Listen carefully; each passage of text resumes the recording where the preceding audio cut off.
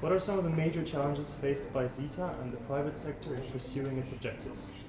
Right. So in terms of the major challenges faced by ZETA, it's a mammoth challenge. It's about developing a clean energy trading hub, facilitating that, enabling that, bringing all the stakeholders together is a massive, massive challenge. But it's been done before multiple times. The founder of ZETA, the team that we have in ZETA has done this before in Northwest Europe. So I would say more explicitly, the key challenge is bringing the stakeholders on the table, and not just on the table, but also then actually walking the walk as well, in terms of getting to a stage where the first transaction takes place. So that, to me, between aligning stakeholders, counterparties, building the infrastructure, software, digital infrastructure, standardizing contracts, the list goes on. It's a mammoth challenge, but it has been done before.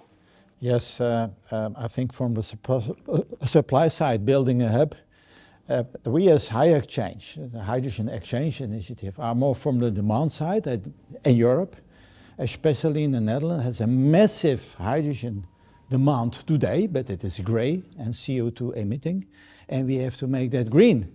And for that, I think we can rely on MENA and on NEOM to import all this green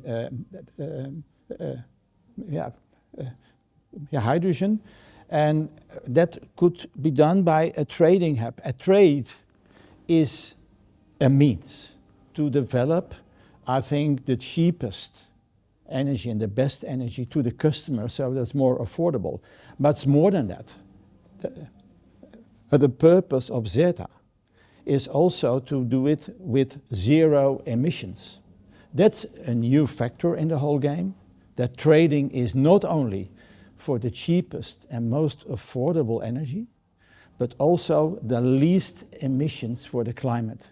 And that is the purpose of ZETA, and that's why I'm so happy to be here and to talk also with the producers to develop how can we do this on a worldwide basis. Would you both say that the interests of NEOM and other players are fully aligned with the interests, the climate goals of the European Union and the European private sector? Absolutely. That's in terms of the goals being aligned around climate change and what action needs to be taken. It's a global problem. The problem statement is exactly the same across the globe. The solutions may vary a little bit from region to region, but in terms of defining the problem, there is complete alignment, I would say, not just between the region and say Europe, but across the globe. It's just a question of how you solve that problem. And ZETA, obviously trying to set up a clean commodities trading hub, never been done before, is one big step in the right direction. How do you perceive that from? I think your question was, is it aligned with the goals of the European Union? Absolutely. And Europe is also leading the way in setting the goals. And for instance, in the CBAM, also the cross-border mechanism is also setting, I think, the stage. In the instruments of Europe, I think that is the tendency to make it a little bit too much complicated and too early for this early commodity. Asking the baby to dance.